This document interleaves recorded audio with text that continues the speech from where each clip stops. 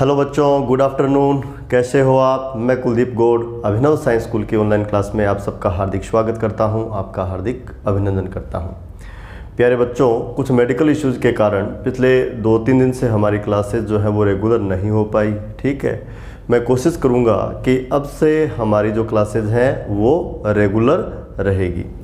तो बच्चों, last lecture में हम लोगों ने डाइपोल के कारण अक्षीय बिंदु पर तीव्रता का मान का सूत्र प्राप्त किया था। आज हम लोग डाइपोल के कारण उसकी निरक्ष पर तीव्रता का मान ज्ञात करेंगे। तो प्यारे बच्चों, स्टार्ट करते हैं आज की क्लास। तो आज का जो आपका टॉपिक है वो क्या है? वो आपका है बच्चों डाइपोल के कारण निरक्ष पर तीव्रता। ठीक है, तो सबसे पहले हम डाइपोल बना देते हैं। ये लो ए, इसको मैंने बोला बच्चों बी, यहाँ पे आपका चार्ज है -q, यहाँ पर आपका चार्ज है बच्चों +q। ये आपका डाइपोल का सेंटर है O, ये आपका है A और ये आपका है A, और R दूरी पर है ना, ये बच्चों आपका बिंदु P है ना, जो डाइपोल के बाइसेक्टर पर है यानी निरक्ष पर है, और हमें इस पे तीव्रता चाहिए। प्यारे बच्चों देखो, जो आपका लाइन OP है वो इस डाइपोल AB का बाइसेक्टर है ना, निरक्ष है। ठीक है बच्चों, और हम लोगों को बिंदु P जो इसके बाइसेक्टर पर है ना, और इसका डाइपोल से दूरी R है, तीव्रता का मान ज्ञात करना है। ठीक है, तो वही अपना मेथड रहेगा। डाइपोल आपका ग्रुप ऑफ चार्ज का एक एग्जांपल है जिसमें 2 चार्ज हैं, एक आपका A पर है और दूसरा आपका B पर है ना। तो आप लोग क्या काम करो बच्चों, आप लोग दोनों चार्ज के कारण P पे इंटेंसिटी निकाल लो, तो P पे 2 इंटेंसिटी बन जाएंगे है ना। आपको नेट इंटेंसिटी चाहिए तो अध्यारोपण का जो सिद्धांत है वो लगा दो, नेट इंटेंसिटी आपका आ जाना है। चलो इसको स्टार्ट करते हैं। क्या है भाई? डाइपोल के कारण निरक्ष पर स्थित बिंदु पर विद्युत क्षेत्र की तीव्रता का मान ज्ञात करना। ओके, तो स्टार्ट करते हैं। सबसे पहले लिख लेते हैं +q के कारण। तो मैं लिखने जा रहा हूं बच्चों +q के कारण है ना, पॉइंट P पर तीव्रता, पॉइंट P पर तीव्रता। प्यारे बच्चों, आपका जो पॉइंट P है इस बार निरक्ष पर स्थित है। ओके, तो बच्चों इसको मैं E1 से लिख देता हूँ है ना, और इंटेंसिटी क्या होती है? K गुणा चार्ज बटा दूरी का वर्ग है ना। चार्ज आपका पॉइंट B पर है, बिंदु आपका P है, चार्ज से पॉइंट P का जो डिस्टेंस है, चार्ज से पॉइंट P का जो डिस्टेंस है वो बच्चों साइड BP के बराबर होना है ना। तो मैं लिखने जा रहा हूँ, देखो E1 = K गुणा चार्ज दूरी का वर्ग, और दूरी का मतलब बच्चों BP का स्क्वायर। अब BP क्या आना है? तो आप ट्राइंगल POB को देखो, इसमें ये आपका कर्ण है ना, और पाइथागोरस से कितना आएगा? R² + A², और इसका घात कितना? 1/2 है ना। तो चार्ज +q से पॉइंट P का दूरी ये वाला है, और हमें दूरी का वर्ग चाहिए है ना। फिर याद दिलाता हूँ, ये पॉइंट चार्ज है, इस वाले पॉइंट पे इंटेंसिटी चाहिए। फार्मूला होता है K गुणा चार्ज बट्टा चार्ज से पॉइंट का दूरी जो है उसका वर्ग, और चार्ज से पॉइंट P का दूरी ये वाला है। इसका वर्ग करोगे तो वर्गमूल हट जाना है, तो फाइनली ये क्या आना है? R² + A²। इसको मैंने बोला 1 नंबर। और ये जो तीव्रता है बच्चों, ये जो तीव्रता है यह B से P की ओर की दिशा में होगा, यानी ये होगा BP की दिशा में है ना। आपको पता है ये आपका पॉजिटिव चार्ज है, इसके कारण इंटेंसिटी होता है बच्चों दूर की ओर है ना। तो P पर तीव्रता सदिश को यदि तीव्रता सदिश को यदि तीर के द्वारा प्रदर्शित किया जाए तो वो तीर कुछ ऐसा बनने वाला है ना। और यह आपका जो तीर है ये क्या बताता है, वेक्टर E1 को। और वेक्टर E1 क्या है, B के कारण P पर तीव्रता। ठीक है, डायरेक्शन का यदि अब भी किसी टाइप का कोई कन्फ्यूजन है तो आप लोग P पर पॉजिटिव चार्ज रख दो भाई, है ना। तो आपको पता है बच्चों B भी पॉजिटिव है, P पर भी आपने पॉजिटिव रखा हुआ है, रिपल्सन होगा और रिपल्सन वाला फोर्स जो है वो लगेगा B से P की ओर, तो इंटेंसिटी का डायरेक्शन होगा B से P की ओर। ये आपका एक नंबर आ गया। यहाँ एक बात आप ध्यान में और रखेंगे, यहाँ हमने इंटेंसिटी का केवल मैग्नीट्यूड लिखा है, इसको वेक्टर फॉर्म में नहीं लिखा। जब अक्ष पर तीव्रता निकालते थे, है ना, तो बच्चों इंटेंसिटी को हम वेक्टर फॉर्म में लिखते थे। यहाँ वेक्टर फॉर्म में नहीं लिख रहे हैं, केवल मैग्नीट्यूड लिख रहे हैं। वहाँ क्या था, इंटेंसिटी या तो आती थी वेक्टर P के डायरेक्शन में या आती थी वेक्टर P के अपोजिट डायरेक्शन में, तो P कैप या माइनस P कैप लिख दिया करते थे। लेकिन यहाँ इंटेंसिटी का डायरेक्शन देखो बच्चों, न तो वेक्टर P के डायरेक्शन में, वेक्टर P का मतलब नेगेटिव चार्ज से पॉजिटिव चार्ज की ओर, और न इसके अपोजिट डायरेक्शन में है ना। ये रैंडम किसी अन्य वाली दिशा में है ना। और इस दिशा को हम P कैप के टर्म में लिख नहीं सकते, तो केवल हम इसका क्या लिख रहे हैं बच्चों, मैग्नीट्यूड। ओके, तो एक नंबर क्या है, प्लस Q के कारण P पर इंटेंसिटी। ठीक है, अब माइनस Q के कारण निकाल लो, तो आप लिखोगे बच्चों माइनस Q के कारण P पर तीव्रता, है ना। E2 इज इक्वल टू, देखो बच्चों माइनस Q A पर है और A से बिंदु का जो दूरी है वो साइड AP के इक्वल है, और साइड AP आपका यहाँ जो है वो पाइथागोरस से कितना आना है, R² प्लस A² और इसका वर्गमूल यानी इसकी घात 1/2, है ना।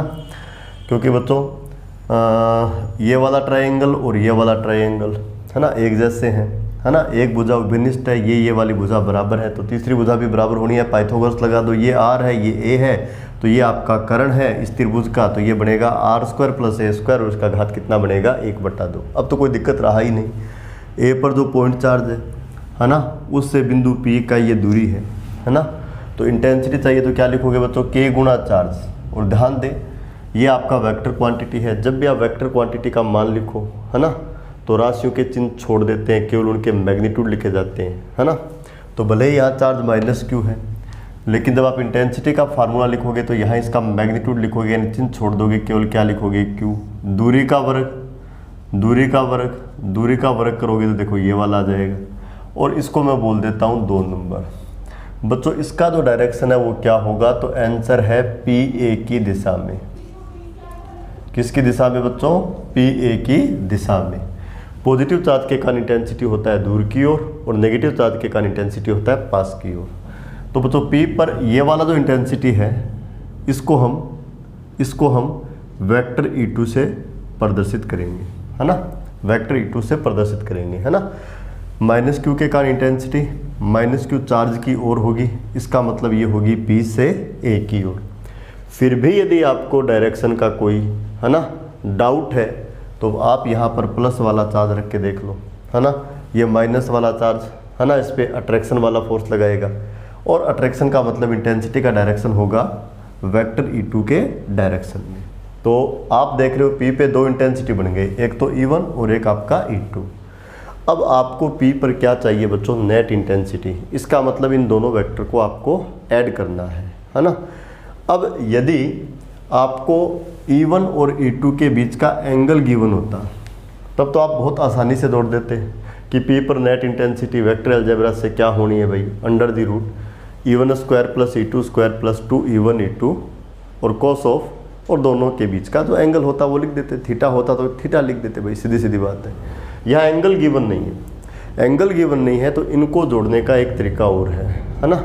इनका बच्चों घटकों में वियोजन करते हैं और इसके बाद ये आसानी से जुड़ जाते हैं। तो देखिएगा हम लोग क्या काम करते हैं बच्चों, हम लोग वेक्टर E1 और वेक्टर E2 यानी इन दोनों तीव्रता को, है ना, एक तो देखो बच्चों इस दिशा में, इस वाली दिशा में, है ना, इस वाली दिशा में, इस वाली दिशा में, और एक इस वाली दिशा में। इस P को मैं यहाँ दिखा देता हूँ, यानी OP की दिशा में तथा OP की लंबवत दिशा में, है ना, OP की दिशा में तथा OP की लंबवत दिशा में इनका वियोजन करेंगे। क्या करेंगे बच्चों? वियोजन। अब मैं मान लेता हूँ कि माना ये वाला एंगल आपका कितना है? थीटा। अब बच्चों ये एंगल थीटा है, तो ये वाला त्रिभुज और ये वाला त्रिभुज दोनों एक जैसे हैं, तो ये वाला एंगल भी कितना होना है? थीटा।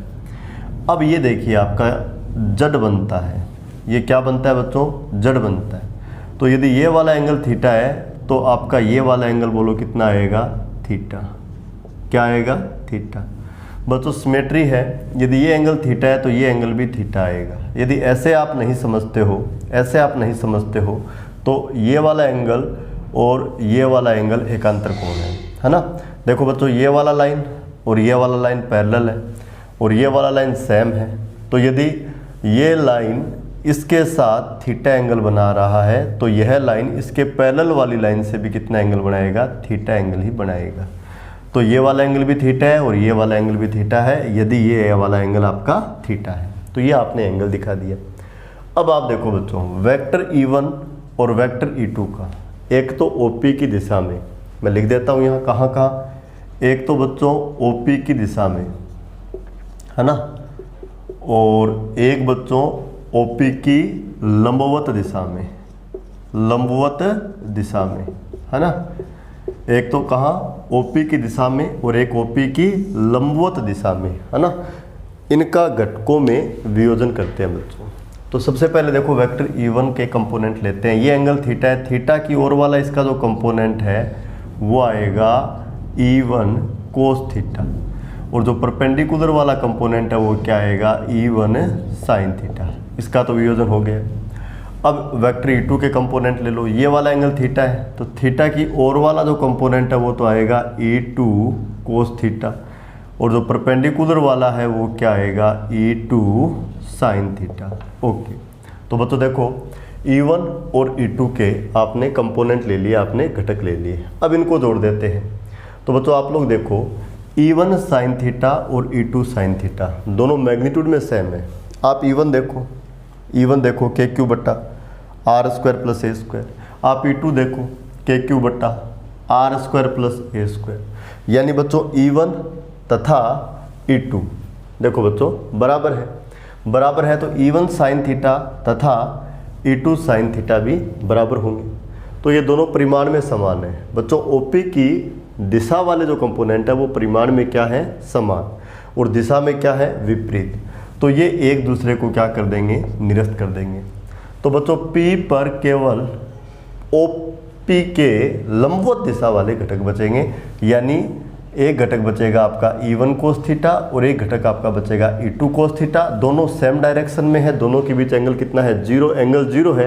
तो इनका जो सदिश योग है वो क्या होगा? तो आंसर है R बराबर A प्लस B। जब थीटा 0 डिग्री होता है, दो वेक्टर के बीच का एंगल यदि 0 डिग्री होता है तो उनका रिजल्टेंट क्या होता है? A plus B। इसका मतलब पॉइंट P पर है ना, जो नेट तीव्रता बचेगी बच्चों वो कोस थीटा वाले घटकों के कारण होगी। भाई साइन थीटा वाला ये घटक और साइन थीटा वाला ये घटक, ये तो निरस्त हो गए, है ना। केवल क्या बचे? कोस थीटा वाले घटक। एक तो ये बचा और एक ये बचा, तो नेट तीव्रता कोस थीटा वाले घटकों के कारण होगी, और दोनों सेम डायरेक्शन में है, तो दोनों का अब सरल बीजगणितीय योग होगा, क्योंकि दो वेक्टर के बीच में यदि एंगल 0 डिग्री होता है तो रिजल्टेंट क्या होता है? R बराबर A प्लस बी। क्या होता है बच्चों? R बराबर A प्लस बी। तो सीधा जोड़ आना है। तो P पर जो नेट तीव्रता है बच्चों, P पर जो नेट तीव्रता है वो इनके सरल बीजगणितीय योग के बराबर होगी, यानी EP बराबर क्या होगा? E1 cos theta plus E2 cos theta. ये आ गई बच्चों नेट इंटेंसिटी। ओके, अब इसको सरल कर लेते हैं। तो ये आएगा बच्चों आपके पास, देखो EP इज इक्वल टू, मैं E1 का मान लिखने जा रहा हूँ। E1 का मान इक्वेशन 1 से आप लोग देख सकते हो बच्चों, ये वाला है, ये वाला है KQ बट्टा R square plus A square. ठीक है, दोनों में देखो बच्चों ये कोस थीटा को मेरे को कॉमन लेना है, तो प्लस E2 आना है। E2 का मान 2 से देख लो, क्या है बोलो, के क्यू बट्टा R square plus A square, है ना। और यहाँ आपका क्या है, कोस ऑफ थीटा। ओके, तो E P is equal to, ये एक जैसे हैं, इन दोनों को ऐड करोगे तो ये आएगा 2 गुना क्या आएगा बच्चों, के क्यू बट्टे में R square plus A square, ठीक है। और गुणा में कोस थीटा है बच्चों, गुणा में क्या है, कोस थीटा।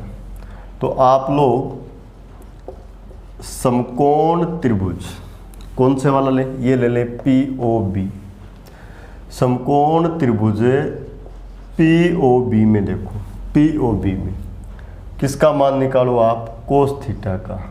किसका मान निकालो आप, कोस थीटा का।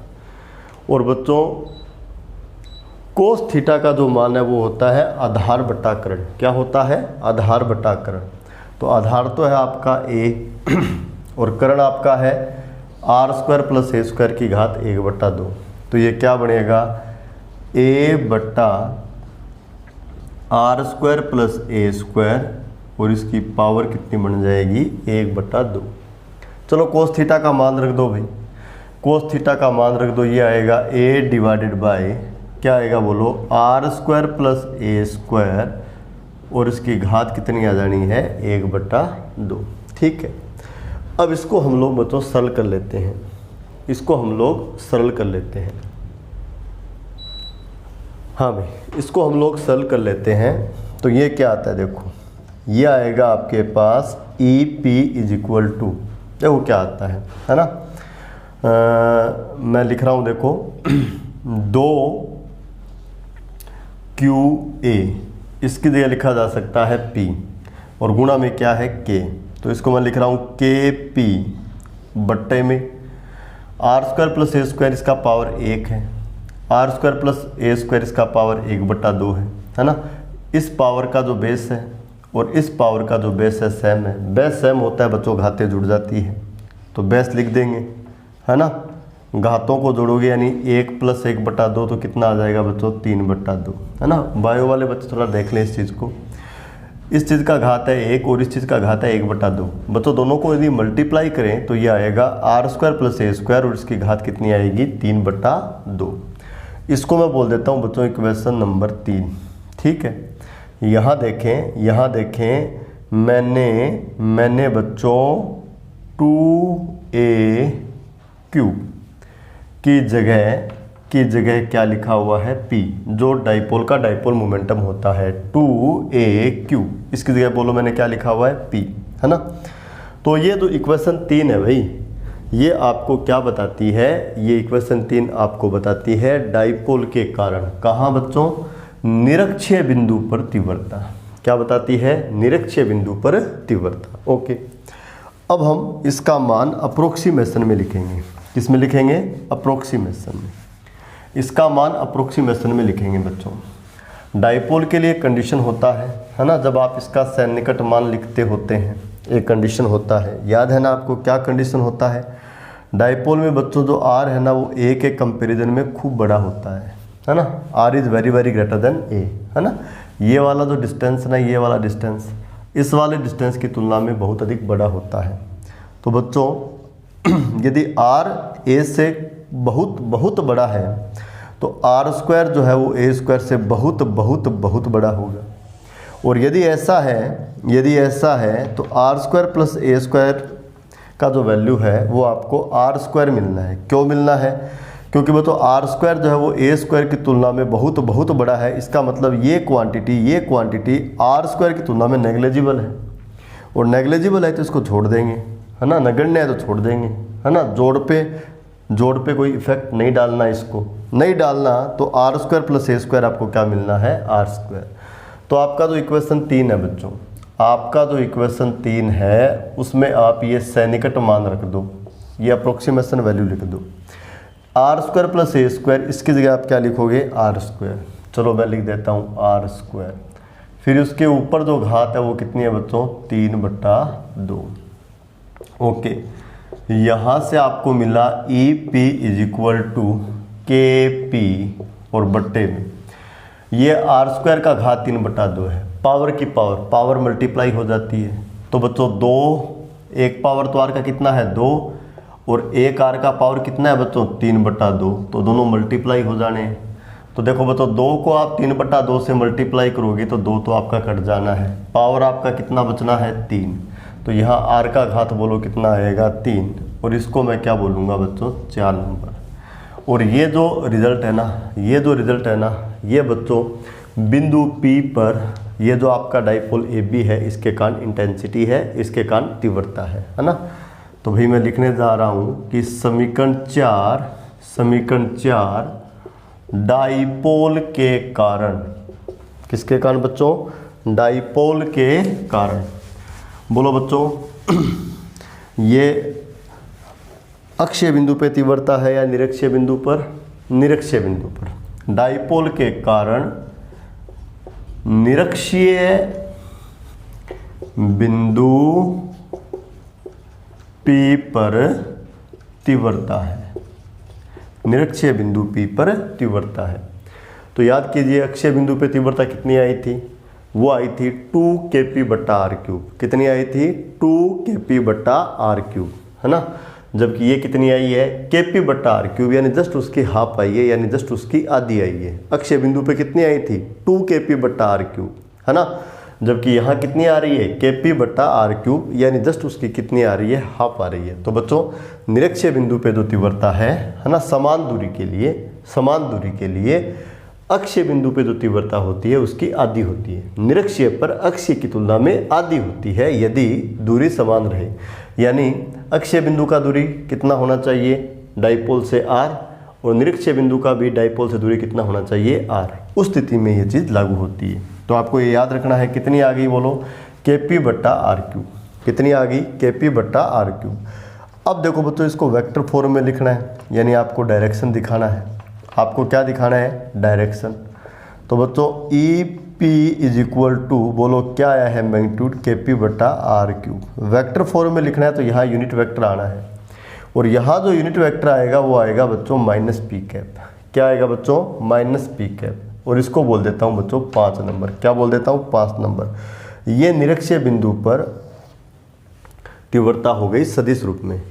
अब आपको पता होगा मैंने -p क्यों लिखा, ये इसका डायरेक्शन बताता है। यानी निरक्षीय बिंदु पे तीव्रता जो है वो कहाँ है? वेक्टर P की विपरीत दिशा में है, यानी द्विध्रुव आघूर्ण की विपरीत दिशा में है, क्योंकि -p है। यदि p होता है इसका मतलब द्विध्रुव आघूर्ण वेक्टर P की दिशा में, और -p है इसका मतलब द्विध्रुव आघूर्ण वेक्टर P की विपरीत दिशा में। चलो देखते हैं यहाँ, चलो बच्चों देखते हैं यहाँ। देखो बच्चों P पे जो तीव्रता बचती थी वो कोस वाले घटकों के कारण बचती थी, है ना। तो पहला घटक भी इधर है और दूसरे वाला घटक भी इधर है। इन दोनों को जोड़ोगे तो रिजल्टेंट आएगा, उसका डायरेक्शन भी ये वाला होगा। बच्चों ये वाला डायरेक्शन देखो AB के पैरेलल है, लेकिन इंटेंसिटी जो है वो A से B की ओर नहीं है, B से A की ओर है। नेट इंटेंसिटी यदि इसको मैं बोलूँ बच्चों P और इसको मैं बोलूँ X और इसको मैं बोलूँ Y, तो P से कहाँ है X की ओर, और P से X की ओर होने का मतलब है वेक्टर P के विपरीत, और वेक्टर P के विपरीत यानी माइनस वेक्टर P में। तो इसका यूनिट वेक्टर p नहीं होगा, बोलो क्या होगा -p। इसलिए बच्चों मैंने यहाँ क्या लिखा है -p। फिर से देख लो बच्चों, P पर जो इंटेंसिटी है उसका डायरेक्शन B से A की ओर है ना। आघूर्ण का दिशा होता है A से B की ओर, है ना। और P पर इंटेंसिटी का दिशा है B से A की ओर, यानी इसके विपरीत है, इसलिए यहाँ चिन्ह किसका आएगा बच्चों माइनस का।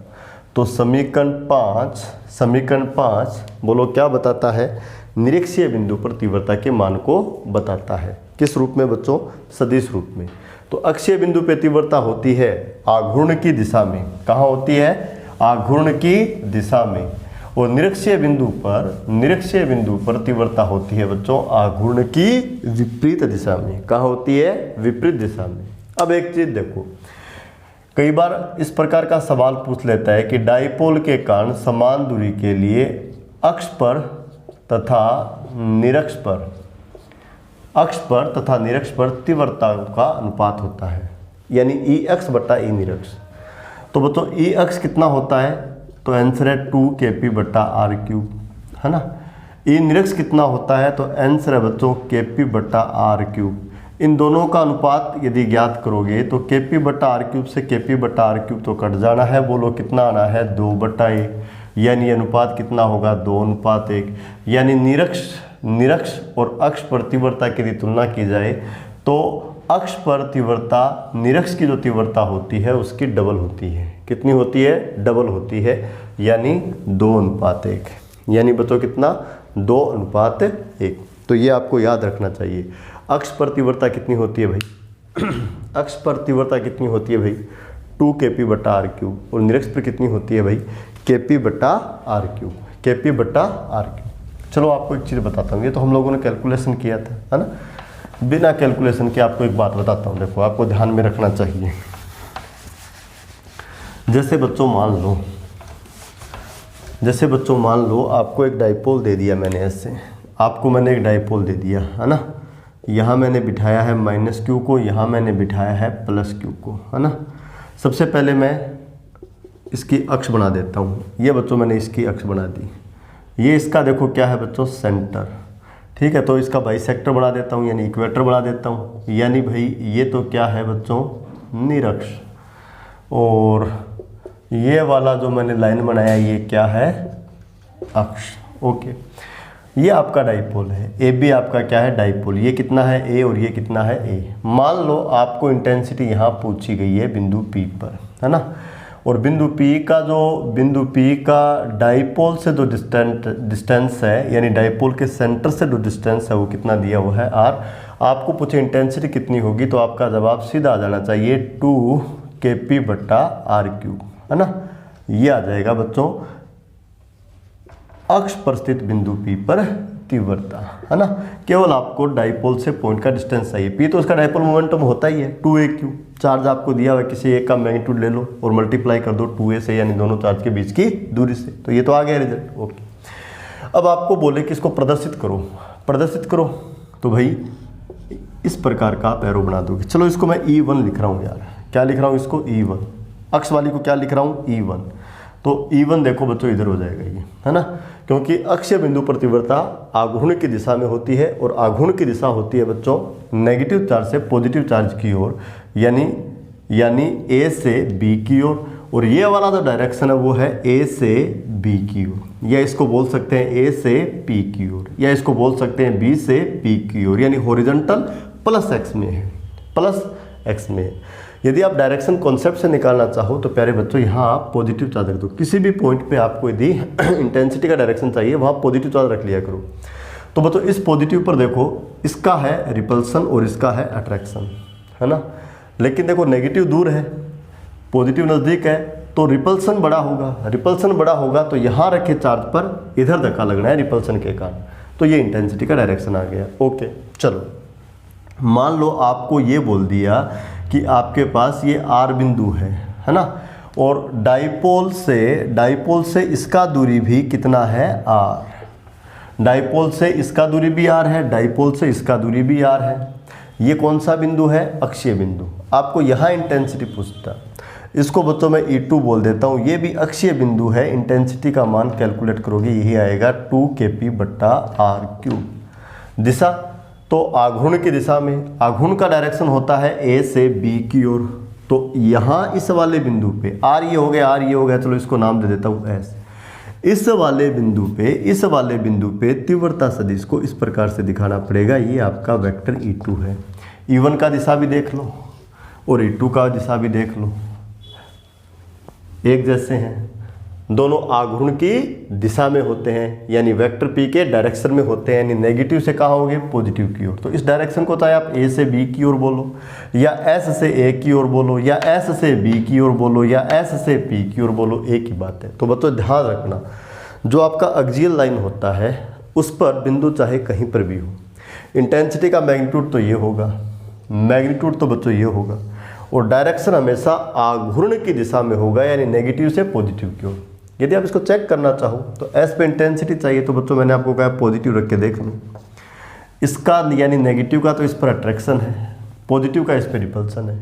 लेकिन देख लो नेगेटिव करीब है बच्चों, नेगेटिव करीब है तो इस पर अट्रैक्शन वाला फोर्स बड़ा होगा, है ना। तो ये ए की ओर चलना है है ना, इसका मतलब इंटेंसिटी का डायरेक्शन ये वाला होगा। इस तरह से आप चेक कर सकते हो। ओके, अब आते हैं बच्चों इक्वेटर पर या बाइसेक्टर पर, या जिसको बोलते हैं निरक्ष। ये मान लो आपका पॉइंट पी है, यहाँ से इस वाले, इसको ये बोल देता हूँ भाई, है ना, यहाँ से इस वाले पॉइंट का दूरी कितना है आर, लेकिन ये अक्षीय बिंदु है। यहाँ से इस वाले पॉइंट का दूरी भी एग्जैक्ट आपने मापकर आर ही लिया है। यदि यहाँ से यहाँ तक का दूरी 10 सेंटीमीटर है तो यहाँ से यहाँ का दूरी भी आपने कितना लिया हुआ है 10 सेंटीमीटर, यानी यदि ये आर है तो ये भी कितना है आर। लेकिन ये निरक्षीय बिंदु है बच्चों। कौन सा बिंदु है? निरक्षीय बिंदु। यहाँ यदि आपको तीव्रता पूछी जाए, जिसको यदि मैं A3 बोल देता हूँ, तो ये कितनी होगी Kp/r³। अक्षीय बिंदु पर जो होती है उसकी आधी होती है, यहाँ होती है 2 Kp/r³। तो आधी यानी 2 का भाग लगा दो, 2 से 2 कट जाना है, तो बोलो क्या नहीं है Kp/r³। डायरेक्शन यदि पूछा जाए, तो बच्चों इस वाले बिंदु पर तीव्रता का दिशा जो है, तीव्रता का जो दिशा है वो ये वाला होगा। इसको मैं बोल रहा हूँ बच्चों वेक्टर E3, क्योंकि मैंने आपको बताया है इक्वेटर पर तीव्रता क्या होती है बताओ?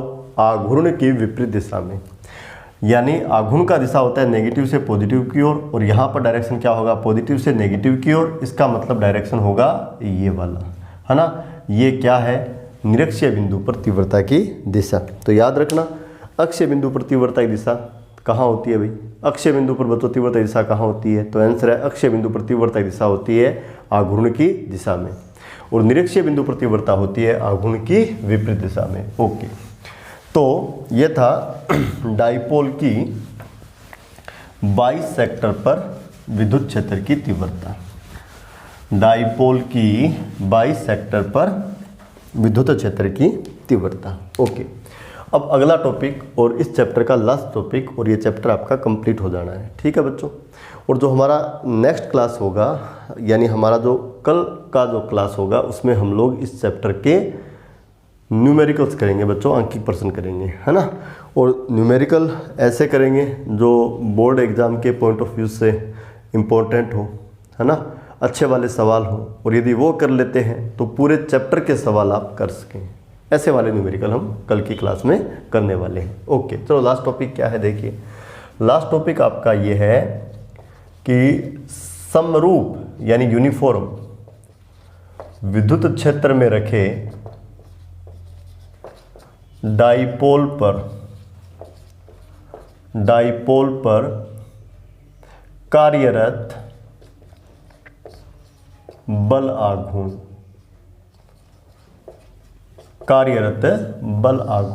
ये आपका सवाल है। एग्जाम में कई बार पूछा भी गया है और बहुत बार पूछा जाता है बच्चों। क्या सवाल है? समरूप विद्युत क्षेत्र है और इसमें क्या रखा हुआ है? डाइपोल, है ना।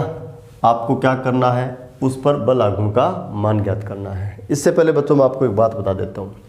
यदि आपके पास कोई पॉइंट P है और उस पॉइंट P पर विद्युत क्षेत्र की तीव्रता यदि E है, कितनी है? E, और इस पॉइंट पे यदि क्या रख दिया जाए? कैपिटल Q चार्ज, तो इस पे जो इलेक्ट्रिक फोर्स लगेगा उसका वैल्यू कितना होगा? F=QE, है ना। किसी भी बिंदु पर यदि विद्युत क्षेत्र की तीव्रता E है, कितनी है बच्चों? E। यदि वहाँ चार्ज कितना रखा जाए? Q, है ना, तो उस पर क्या लगेगा? इलेक्ट्रिक फोर्स, और उस इलेक्ट्रिक फोर्स का जो वैल्यू है वो कितना होगा? F=QE। एक नंबर बात। दो नंबर बात, पॉजिटिव चार्ज है तो फोर्स लगेगा तीव्रता की दिशा में, और नेगेटिव चार्ज है तो फोर्स लगेगा तीव्रता की विपरीत दिशा में। मान लो P पर तीव्रता का डायरेक्शन ये वाला है, तो यदि यहाँ +Q चार्ज रखा हुआ है तो उसमें फोर्स जो है वो लगेगा तीव्रता की दिशा में, और यदि -Q चार्ज लगा हुआ है तो फोर्स लगेगा तीव्रता की विपरीत दिशा में। बच्चों जो F=QE है, ये एक प्रकार से कूलाम का ही नियम है। किसका नियम है? कूलाम का नियम। कैसे, मैं आपको समझाऊं। जैसे मान लो यहाँ पर आपके पास कोई कैपिटल Q चार्ज रखा हुआ है और इससे r दूरी पर आपका एक पॉइंट P है। आपसे पूछे कि P पर इंटेंसिटी बताओ, तो आप बताओगे कितनी? K गुणा चार्ज और दूरी का वर्ग, ये वाली इंटेंसिटी बता दोगे पॉइंट P पर, है ना। ये आपका सिंगल पॉजिटिव चार्ज है ना। r दूरी पे पॉइंट P है, इंटेंसिटी पूछते हैं, फार्मूला होता है K गुणा चार्ज बटा दूरी का वर्ग, यानी चार्ज से पॉइंट का दूरी। ओके, अब एक नई बात बता रहा हूँ। यहाँ पर मैंने एक Q चार्ज रख दिया। क्या रख दिया? Q charge. आपसे पूछे कि इस पर कितना फोर्स लगेगा, है ना। तो बच्चों ये पॉइंट P पॉइंट पी किस में है, तो आंसर है इलेक्ट्रिक फील्ड में। किसके इलेक्ट्रिक फील्ड में? कैपिटल क्यू चार्ज के इलेक्ट्रिक फील्ड में। तो इस पर क्या लगेगा? Electric force. कितना लगेगा? तो ध्यान से सुनो, पॉइंट पी पर इंटेंसिटी कितना है? ई। और यदि आपने यहाँ कितना चार्ज रखा हुआ है? छोटा क्यू। तो इस छोटा क्यू पे फोर्स कितना लगेगा? तो आंसर है एफ बराबर क्यू ई। किसी भी पॉइंट पर जहाँ इलेक्ट्रिक फील्ड यदि ई है और यदि वहाँ क्यू चार्ज रख दिया जाए तो उस पर इलेक्ट्रिक फोर्स लगता है, उसका वैल्यू होता है क्यू ई। बिल्कुल फोर्स लगेगा, यहाँ चार्ज रखोगे आप तो ये वाला चार्ज जो है इसको देखो बच्चों कूलाम के बल से, है ना, प्रतिकर्षित करेगा क्योंकि दोनों लाइक चार्जेज हैं, सजातीय आवेश है, दोनों पॉजिटिव चार्ज है, ये वाला बल लगेगा। ओके, अब इस बल का यदि आप मान निकालो तो कैसे निकालोगे? क्यू गुणा ई, पी पे इंटेंसिटी ये रही के क्यू बटा आर स्क्वायर, लिख दो।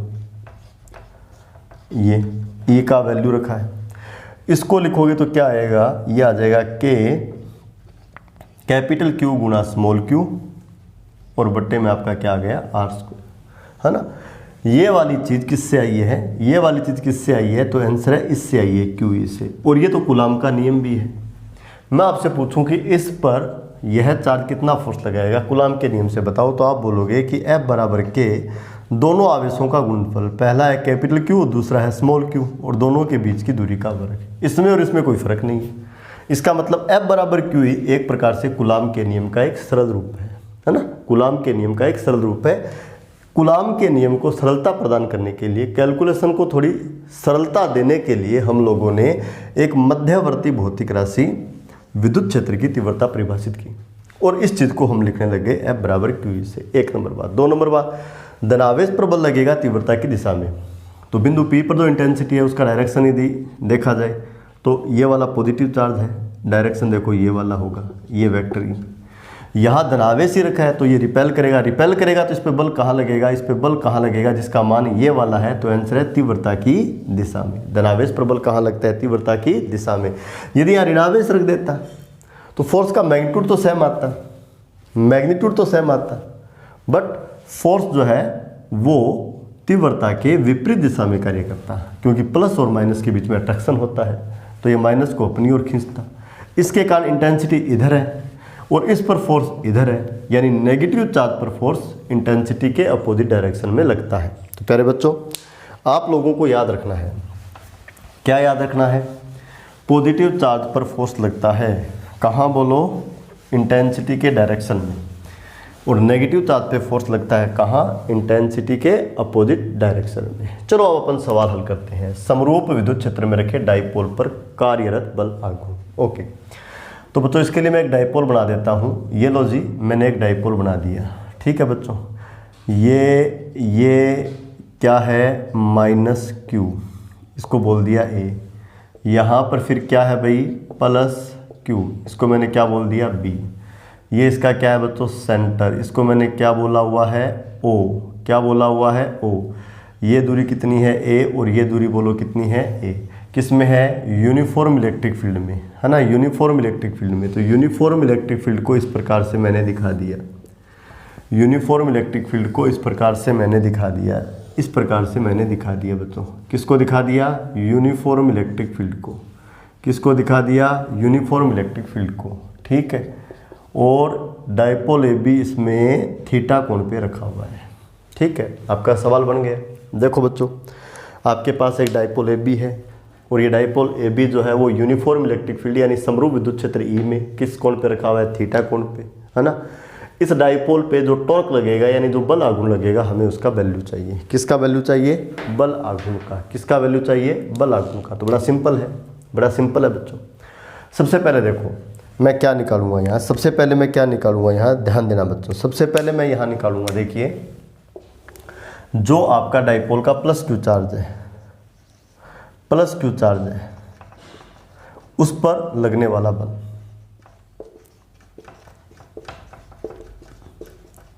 विद्युत बल, इसको बच्चों मैं F1 से बोल देता हूं और ये कितना होगा? तो आंसर ये होगा Q गुणा ई, इक्वेशन नंबर 1। Equation number 1। यदि इसको मैं वेक्टर फॉर्म में लिखूं तो इसको मैं ऐसे लिखूंगा, क्योंकि धनावेश पर बल लगता है विद्युत क्षेत्र की तीव्रता की दिशा में, और इसको मैं बच्चों इस प्रकार से प्रदर्शित करूंगा। ये आपका है वेक्टर F1। दोबारा सुन लो, यूनिफॉर्म इलेक्ट्रिक फील्ड है, इसका मतलब ये वाला जो क्षेत्र है इसमें स्थित प्रत्येक बिंदु पर तीव्रता का मान तथा तीव्रता की दिशा एक समान है। यहाँ पर भी तीव्रता का मान ई है, यहाँ पर भी ई है, यहाँ पर भी ई है, इस बिंदु पर भी है, इस पर भी ई है, इस पर भी ई है, और पॉइंट बी पर भी इंटेंसिटी की जो वैल्यू है वो कितनी है, ई। यहाँ जो चार्ज है वो कितना रखा हुआ है, क्यू। तो इस पर इलेक्ट्रिक फोर्स कितना लगेगा, तो आंसर है क्यू ई। भाई किसी बिंदु पर तीव्रता ई है, वहाँ यदि क्यू चार्ज रखोगे तो फोर्स कितना लगेगा, क्यू ई। धनावेश है तो बल कहाँ लगेगा, तीव्रता की दिशा में। तो देखो बच्चों, बी पर जो चार्ज आपका प्लस क्यू रखा हुआ है उस पर जो इलेक्ट्रिक फोर्स लगा हुआ है उसको देखो इस वाले एरो से प्रदर्शित करेंगे, है ना। मैग्नीट्यूड तो ये रहा, डायरेक्शन ये रही, ये किसके पैरेलल है, इंटेंसिटी के डायरेक्शन के पैरेलल है। इसका मतलब बल कहाँ लग रहा है, तीव्रता की दिशा में। तो F1 बराबर क्या हो गया, QE। अब देखो बच्चों, बी पे इंटेंसिटी ई है, यहाँ पर भी ई है, ए पर भी कितनी है, ई, ठीक है। ए पर कितना चार्ज रखा हुआ है, माइनस क्यू, तो इस पर भी इलेक्ट्रिक फोर्स लगेगा, बोलो कितना, क्यू ही लगेगा, है ना। देखो बच्चों, फोर्स निकाल रहा हूँ, फोर्स वेक्टर क्वांटिटी है, और वेक्टर क्वांटिटी में केवल और केवल बच्चों, मैंने आपको बार बार बोला है कि चिन्ह छोड़ देते हैं, केवल और केवल राशियों के क्या लेते हैं बच्चों, परिमाण लेते हैं, मैग्नीट्यूड लेते हैं। तो मैं यहाँ लिखने जा रहा हूँ, देखो माइनस क्यू चार्ज पर कार्यरत विद्युत बल। भाई डाइपोल किस में रखा हुआ है, तो यूनिफॉर्म इलेक्ट्रिक फील्ड में रखा हुआ है। तो डाइपोल में क्या होते हैं, चार्ज, और चार्ज जब किस में रख दिया जाए, इलेक्ट्रिक फील्ड में, तो उस पर क्या लगते हैं, इलेक्ट्रिक फोर्स। तो बी पर भी लगेगा और ए पर भी लगेगा। ए पर कितना लगेगा, तो बच्चों देखिए, ए पर जो फोर्स लगेगा उसका मैग्नीट्यूड कितना होगा, ए पर जो चार्ज रखा हुआ उसका मैग्नीट्यूड, माइनस क्यू रखा हुआ उसका मैग्नीट्यूड कितना है बच्चों, क्यू, कितना है, क्यू। ए पर विद्युत क्षति तीव्रता कितनी है बच्चों, ई, तो फोर्स कितना लगेगा, F2 बराबर QE। वेक्टर फॉर्म में यदि लिखा जाए, वेक्टर फॉर्म में यदि लिखा जाए तो इसको ऐसे लिखना पड़ेगा, क्योंकि ऋणावेश पर बल लगता है तीव्रता की विपरीत दिशा में, तो यहाँ माइनस ऑफ ई लिखना पड़ेगा, माइनस ऑफ ई लिखना पड़ेगा बच्चों, ठीक। अब इसको यदि प्रदर्शित करना है, इसको यदि प्रदर्शित करना है तो इसको प्रदर्शित ऐसे किया जाएगा, इसको प्रदर्शित करना है बच्चों, माइनस क्यू को थोड़ा मैं यहाँ लिख लेता हूँ। इसको प्रदर्शित करना है तो इस पे एरो लगाना है, और वो एरो बच्चों ऐसे लगेगा, ऐसे।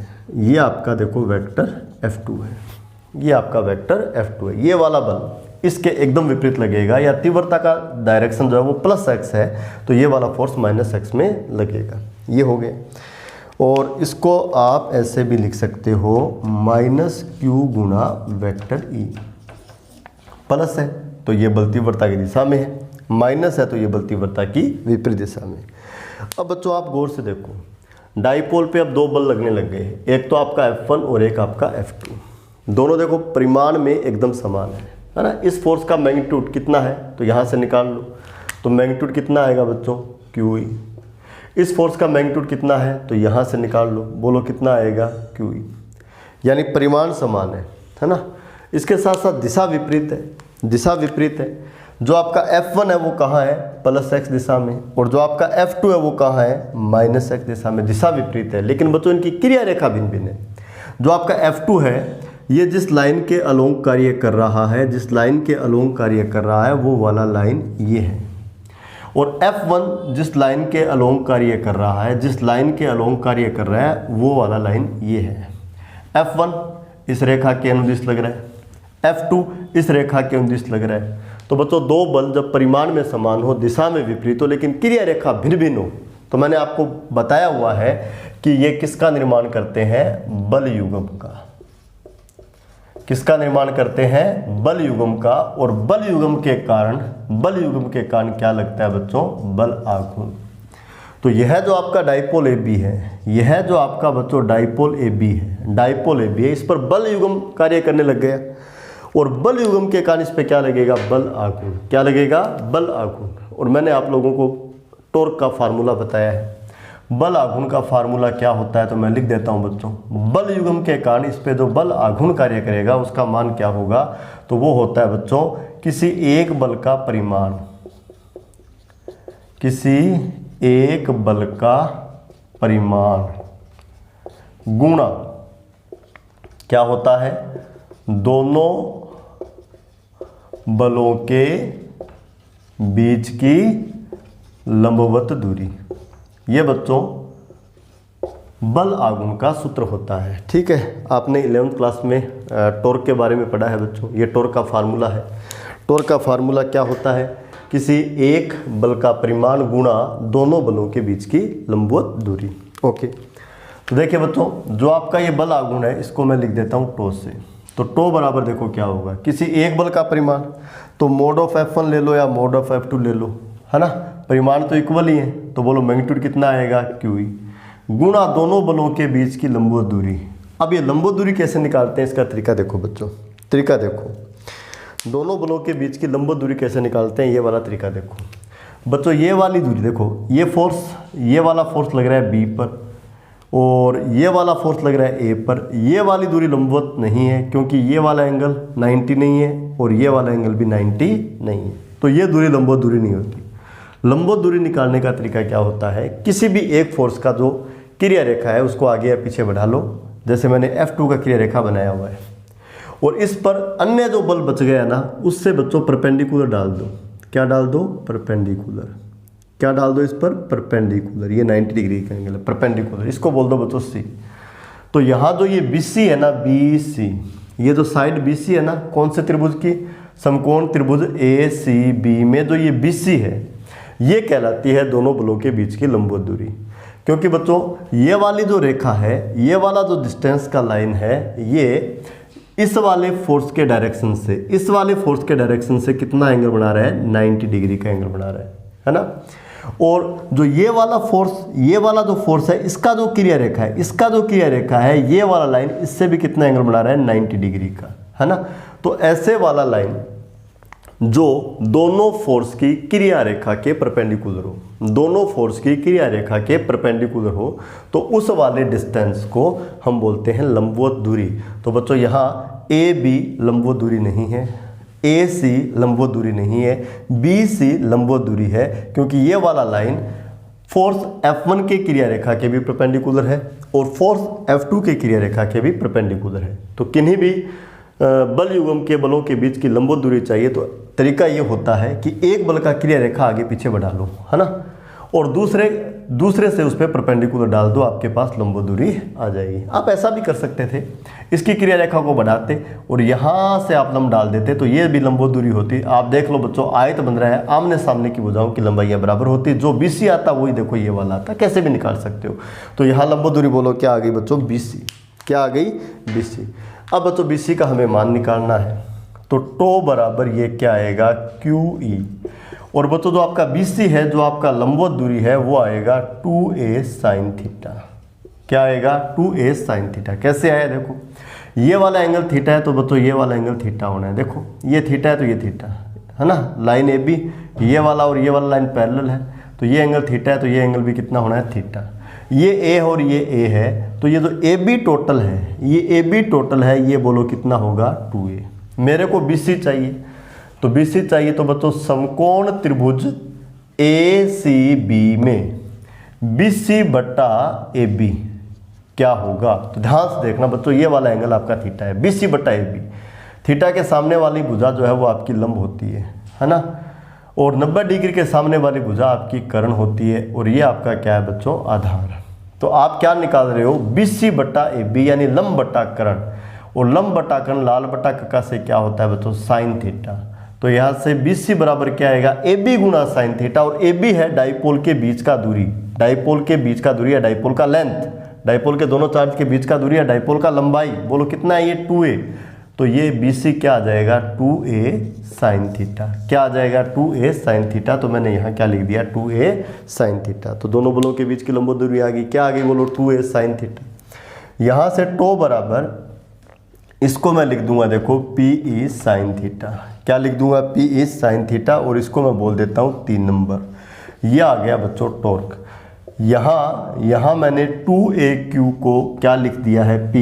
ये आपका 2a है और ये आपका Q है, और 2AQ की जगह मैंने क्या लिखा, P डाइपोल मोमेंटम। तो टो बराबर क्या आ गया, PE साइन थीटा, और ये आपका रिजल्ट आ गया। तो क्या है आपके पास, यदि कोई डाइपोल जिसका डाइपोल मोमेंटम कितना है, P, वो यूनिफॉर्म इलेक्ट्रिक फील्ड E में यदि थीटा कोण पे रखा हुआ है तो उस पर कितना टॉर्क लगेगा, तो आंसर है टो बराबर कितना लगेगा, PE sine theta, PE sine theta. चलो एक बात बताओ, दी गई कंडीशन में ये जो टॉर्क है, जो ये आपका डाइपोल है, ये क्लॉकवाइज घूमेगा या एंटी क्लॉकवाइज? देखो बच्चों, एक फोर्स ऐसे लग रहा है, एक ऐसे लग रहा है ना, तो इसको ऐसे घूमना है, यानी ये कैसे घूमेगा? क्लॉकवाइज। कैसे घूमेगा? क्लॉकवाइज। ओके, चलो इसके कुछ स्पेशल केस देख लेते हैं। याद रखना बच्चों, टो बराबर क्या होता है? P E sine theta. ठीक है, अब यदि इसको वेक्टर फॉर्म में लिखें, यदि इसको वेक्टर फॉर्म में लिखें तो ये क्या आएगा बच्चों? पी क्रॉस ई, क्योंकि बल आघूर्ण का जो दिशा है वो कहाँ होता है? पी क्रॉस ई की दिशा में होता है, तो इसको पी क्रॉस ई लिखा गया है। A cross B, A B sine theta होता है, थीटा ए और बी के बीच का कोण। तो इसका मैग्नीट्यूड चाहिए तो टो बराबर क्या बनेगा? पी ई साइन थीटा, जहाँ थीटा क्या होगा? वेक्टर पी तथा वेक्टर ई के बीच का कोण। वेक्टर पी का डायरेक्शन होता है नेगेटिव से पॉजिटिव की, और वेक्टर ई का डायरेक्शन ये रहा, इनके बीच का कोण बोलो ये क्या है? थीटा। तो फाइनल इसको सोल्व करोगे तो क्या आ जाएगा? P E sine theta. चलो बच्चों इसके स्पेशल केस देख लेते हैं, इसके स्पेशल केस देख लेते हैं, इसके बाद ये आपका चैप्टर जो है वो कंप्लीट हो जाएगा। कल हम लोग इस चैप्टर के न्यूमेरिकल्स करेंगे भाई, कल हम लोग इस चैप्टर के न्यूमेरिकल करेंगे। कल हम लोग बच्चों इसके अंकित प्रश्न करेंगे। ठीक है, इसके स्पेशल केस देख लेते हैं। कौन से case? Special case. Special case देख लेते हैं, सिंपल सा फंडा है ना। पहले फार्मूला लिख लेता हूँ, इसको 1 नंबर बोल दूंगा। टो बराबर क्या होता है? पी ई साइन थीटा, है ना बच्चों। अब इसमें ले लेता हूँ केस फर्स्ट। केस फर्स्ट में ले लेता हूँ थीटा 0 डिग्री। चलो इसमें थीटा 0 रखो, थीटा 0 रखोगे तो क्या आएगा? पी ई, और क्या आएगा? साइन 0। क्या आएगा? साइन 0। तो टो बराबर क्या आ जाएगा? 0, क्योंकि साइन 0 डिग्री का मान कितना होता है? 0। तो टो बराबर 0 आ जाएगा, यानी बल आघूर्ण लगेगा ही नहीं, और नहीं लगेगा तो ये बल आघूर्ण का कौन सा मान है बच्चों? मिनिमम मान। ठीक है, इसके बाद लेता हूँ केस सेकंड। कौन सा केस लेता हूँ? सेकंड। केस सेकंड में मैं ले लेता हूँ थीटा बराबर 90 डिग्री। 90 डिग्री होने का मतलब क्या है कि वेक्टर पी और वेक्टर ई जो है वो परपेंडिकुलर है। 0 डिग्री होने का मतलब वेक्टर पी और वेक्टर ई आपके पैरेलल है। 90 डिग्री लूँगा तो टो बराबर क्या बनेगा? P E sine 90। बच्चों साइन 90 का जो मान है वो कितना होता है? 1। तो टो बराबर आपका क्या आ जाएगा? P E. इस स्थिति में इस पे जो टॉर्क काम करेगा उसका वैल्यू बोलो क्या होगा? मैक्सिमम। क्या होगा? मैक्सिमम। ठीक है, इसके बाद मैं केस थर्ड ले लेता हूँ। इसके बाद बच्चों मैं केस थर्ड ले लेता हूँ। यदि आपका थीटा हो 180 डिग्री, कितना हो? 180 डिग्री। थीटा आपका केस थर्ड है, ये केस थर्ड ले रहा हूँ, केस थर्ड ले रहा हूँ। थीटा आपका कितना है? 180 डिग्री। 180 डिग्री का मतलब वेक्टर पी और वेक्टर ई बोलो क्या है? Anti parallel. तो टो बराबर बोलो क्या बनेगा? पी ई साइन 180 डिग्री या साइन पाई। साइन 180 डिग्री का मान भी बच्चों 0 होता है, तो बोलो टो बराबर क्या आएगा? 0। एक बार किसी भी प्रकार का टॉर्क काम नहीं करेगा, यानी फिर से टो बोलो आपका क्या आ गया? मिनिमम। क्या आ गया? मिनिमम। तो मैक्सिमम कब लगता है? जब थीटा 90 हो। मिनिमम कब लगता है? जब थीटा 0 डिग्री हो या आपका थीटा 180 डिग्री हो। थीटा 0 डिग्री है तब भी मिनिमम, और थीटा 180 डिग्री है तब भी मिनिमम। चलो 0 और 180 वाली कंडीशन देखें। मान लो बच्चों आपका इलेक्ट्रिक फील्ड ऐसे लग रहा है, ये आपका इलेक्ट्रिक फील्ड है वेक्टर ई। ठीक है, डाइपोल ए बी रखा हुआ है ऐसे, है ना। डाइपोल ए बी ऐसे रखा हुआ है, ये ए और ये आपका क्या है? बी। ये इसका सेंटर क्या है? ओ। यहाँ क्या है? -q, और यहाँ क्या है? +q, और ये आपका डाइपोल ए बी इसमें रखा हुआ है ऐसे। यहाँ बच्चों आपका थीटा 0 डिग्री है, यहाँ थीटा आपका 0 डिग्री है। 0 डिग्री क्यों है? क्योंकि वेक्टर पी कहाँ होता है? ऋणावेश से धनावेश की ओर। सेंटर पे दिखा दिया, ये वेक्टर पी है। नेगेटिव से पॉजिटिव की ओर ये वेक्टर पी। और इधर देख लो, ये आपका वेक्टर थीटा कितना है? 0 डिग्री। थीटा 0 डिग्री है तो इस पर टॉर्क नहीं लगेगा। टो बराबर क्या हो गया? 0। क्यों नहीं लगेगा? देखो, बिंदु बी पर विद्युत क्षेत्र ई है ना। इस पे क्या रखा हुआ है? Q charge. तो इस पे इलेक्ट्रिक फोर्स लगेगा। इलेक्ट्रिक फोर्स लगेगा विद्युत क्षेत्र की दिशा में, है ना। धनावेश प्रबल विद्युत क्षेत्र की दिशा में लगता है, नहीं इधर लगना है, तो F बराबर Q ही, लेकिन लगेगा इधर। ए पर नेगेटिव रखा हुआ है, नेगेटिव पर लगता है विपरीत दिशा में, देखो ये बल लगेगा। दोनों बल देखो बच्चों, बी पर फोर्स लग रहा है +x में, और ए पर फोर्स लग रहा है बच्चों -x में। परिमाण में समान है, दिशा में विपरीत है, लेकिन क्रिया रेखा भी एक समान है। दोनों बलों की क्रिया रेखा देखो बच्चों एक ही है, एक ही क्रिया रेखा के कार्य कर रहे हैं। ये एक दूसरे को खत्म कर देंगे, निरस्त कर देंगे। बल युग्म बनेगा ही नहीं, और बल युग्म नहीं बनेगा तो टॉर्क लगेगा ही नहीं। बोलो टॉर्क आपका कितना आ जाएगा? 0। तो थीटा बराबर 0 डिग्री पर किसी भी प्रकार का कोई टॉर्क काम नहीं करता। थीटा 180 पे भी नहीं करता, थीटा 180 पर भी नहीं करता। क्यों नहीं करता देखो, एक बार फिर इस चीज़ को देखते हैं, एक बार फिर इस चीज़ को देखते हैं। ये देखो बच्चों आपका इलेक्ट्रिक फील्ड है, ठीक है, और इसमें एक डाइपोल रखा हुआ है। इस बार मैंने ए यहाँ रख दिया भाई, और बी मैंने यहाँ रखा। ए का मतलब मैंने यहाँ रखा -q, बी का मतलब मैंने यहाँ रखा +q। ये इसका सेंटर है, ये आपका डाइपोल रख दिया मैंने, ठीक है बच्चों। जो आपका द्विध्रुव आघूर्ण होता है उसका दिशा होता है ऋणावेश से धनावेश की ओर। इस बार जो वेक्टर p है उसका डायरेक्शन देखो ये होगा नेगेटिव चार्ज से पॉजिटिव चार्ज की ओर। तो वेक्टर p इधर है और e इधर है। बोलो बच्चों थीटा कितना डिग्री है, 180 डिग्री। और 180 डिग्री के लिए मैंने आपको बोला है टॉर्क कितना होता है, 0, है ना। क्यों भाई, क्योंकि sin 180 का वैल्यू 0, तो टॉर्क आपका 0। 0 क्यों आया, इसको यदि फिजिकली आप देखना चाहो तो ये नेगेटिव चार्ज है। नेगेटिव चार्ज पर फोर्स लगता है तीव्रता की दिशा में, तीव्रता की विपरीत दिशा में। विपरीत दिशा का मतलब इस पे फोर्स इधर लगेगा, ये वाला, है ना। ये पॉजिटिव है, इस पे बल लगेगा तीव्रता की दिशा में। तीव्रता की दिशा का मतलब इस पे फोर्स देखो ये वाला लगेगा, है ना। अब देखो बच्चों F1 और F2 ये लग रहा है देखो, F1 -x में, F2 लग रहा है देखो +x में। दिशा में विपरीत है, परिमाण में समान है। क्रिया रेखा एक ही है, F1 का क्रिया रेखा और F2 का क्रिया रेखा दोनों एक ही रेखा के अंदर कार्य कर रहे हैं। एक दूसरे को क्या कर देंगे, निरस्त कर देंगे। तो इस पर किसी प्रकार का कोई बल युग्म नहीं बनेगा। बल युग्म नहीं बनेगा तो बोलो टॉर्क कितना होगा, 0। टॉर्क कितना होगा, 0। तो थीटा 0 डिग्री है तब टॉर्क 0 होता है, और थीटा 180 डिग्री है तब भी टॉर्क आपका 0 होता है। और आपको ध्यान रखना है कि यदि बच्चों यूनिफॉर्म इलेक्ट्रिक फील्ड ई में एक डाइपोल को थीटा कोण पे रख दिया जाता है तो उस पर जो टॉर्क काम करता है उसका वैल्यू होता है टो बराबर PE sin theta. Minimum value कब आता है, थीटा बराबर 0 डिग्री पर, या थीटा बराबर 180 डिग्री पर। मैक्सिमम वैल्यू कब आता है, जब आपका थीटा बोलो कितना हो, π/2। थीटा कितना हो, π/2। तो बच्चों चैप्टर फर्स्ट जो है वो आपका कंप्लीट हो चुका है। एक एक टॉपिक मैंने आपको कंप्लीट करवाया है, बीच में किसी टॉपिक को छोड़ा नहीं गया है। कल की क्लास में हम लोग जो इस चैप्टर के न्यूमेरिकल्स हैं वो करेंगे, है ना। और यदि न्यूमेरिकल्स कल की क्लास में अपने कंप्लीट हो जाते हैं तो उसके बाद इस चैप्टर में बोर्ड के एग्जाम में क्या क्या चीज़ें पूछी जा सकती है, कौन कौन से टॉपिक ज़्यादा महत्वपूर्ण है, इसकी भी चर्चा करेंगे, ठीक है बच्चों। तो आज की क्लास को हम लोग यहीं कंप्लीट करते हैं। Okay, thank you.